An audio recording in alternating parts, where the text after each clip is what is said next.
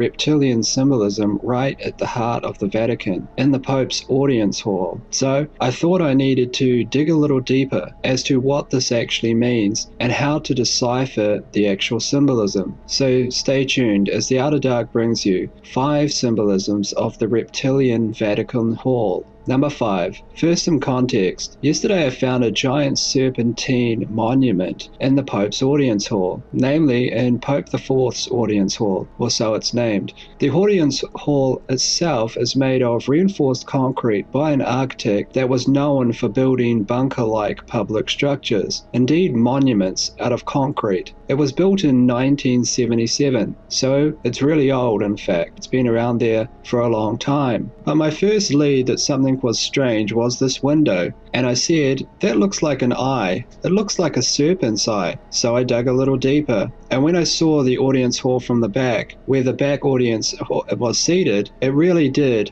take my breath away, since what was revealed was this right here. That is a giant, massive reptilian face shaped into the direct architecture. Everything from the slits in the eyes to the scales to the fangs, there was no mistake about it. But what's behind this hinted symbolism, and what can we see or glean if we dig deeper? Well, number 4, look at where the Pope is seated. We see him here from the back of the hall, that is in fact seated in the mouth of the serpent or reptilian. In the very mouth. This is symbolic of the Pope being the voice of the serpent, in fact speaking the serpent's words to the audience. This might well shake your faith, that is if you're a Catholic, which I was. I actually went to Catholic school myself and was an altar boy. But here you can see it in plain view. Clear symbolism, clear evidence that something here is extremely wrong. This image hasn't been photoshopped. This is real. This is built right into the architecture that was designed by those within the Pope's inner sanctum. But there is more symbolism. For this though, we have to go outside. Number 3. Do you see anything strange here? You're looking at the hall itself. Do you see anything weird? Well, if you look carefully, it looks like the head of a giant snake. Can you see it now? In fact, it's almost unmistakable. You can see the snake's muzzle at the front and you can see its eye. It just looks like a snake. To me, this is yet more connective symbolism that what's going on inside matches the outside. Because since here we can see serpentine architecture with ease. Number 2, let's head back inside and look at what the Pope himself sees. If the Pope is seated where he is, what does he see?